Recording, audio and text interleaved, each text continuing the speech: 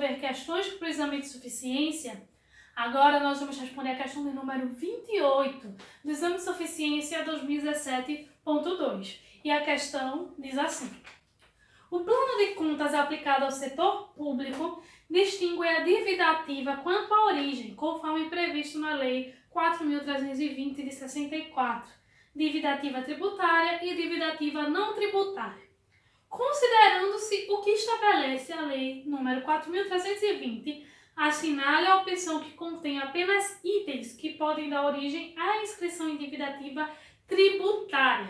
A. Empréstimos compulsórios, contribuições estabelecidas em lei, multas de qualquer origem ou natureza. D. Foros, laudêmios, aluguéis ou taxas de ocupação, custos processuais, preços de serviços prestados por estabelecimentos públicos. C. Impostos, taxa, contribuição de melhoria e os respectivos adicionais e multas. E D. Indenizações e créditos decorrentes da obrigação em moeda estrangeira. Bom, pessoal, primeiramente, vamos ver lá no manual qual é o conceito de dívida ativa.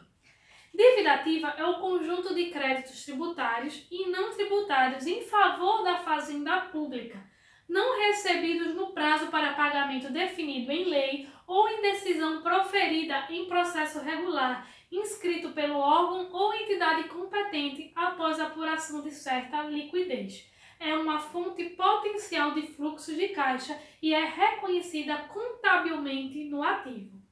Bom, então, inicialmente a gente tem que fazer uma diferença entre o que é a dívida pública e a dívida ativa. A dívida pública é a obrigação do Estado, é o passivo do Estado, do governo. A dívida ativa, por outro lado, é o direito que o Estado tem, certo? É um ativo. Alguém deve ao Estado e o Estado tem o direito de receber esse valor. E aí o que é que acontece? Esses direitos podem ser de origem tributária e não tributária, ou seja, essa dívida ativa, esse direito que o Estado tem, pode ser decorrente de direitos tributários e direitos não tributários. A dívida ativa tributária, nós vamos ver lá no artigo 139, parágrafo 2º, o que é essa dívida ativa tributária e não tributária da Lei 4.320.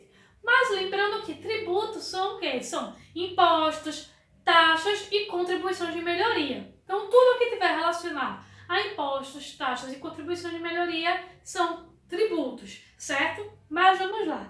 A dívida ativa tributária é a proveniente da obrigação legal relativa a tributos e respectivos adicionais e multas. Isso está lá no manual, certo? De contabilidade aplicada ao setor público.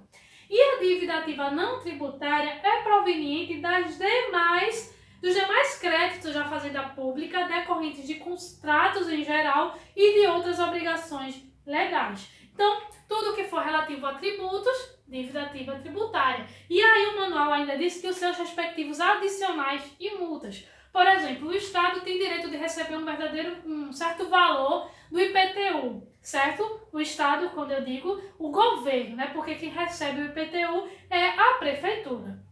E aí a prefeitura tem esse direito, é dívida ativa. Mas vamos supor que você não pagou na data certa. E aí vai gerar multa para você, vai gerar um encargo adicional. Isso também vai ser parte da dívida ativa tributária para o setor público. Por quê? Porque é uma multa ligada a um tributo. Todos os outros direitos a receber decorrentes de algum contrato que o governo fez, que o Estado, que a prefeitura fez e que vai gerar um direito para ela, é uma dívida ativa não tributária. Lá no artigo 139, agora nós vamos para a Lei 4.320, parágrafo 2º, é bem destacado o que é a dívida tributária, os tipos de dívida ativa tributária e os tipos de dívida ativa não tributária, certo? Vamos lá.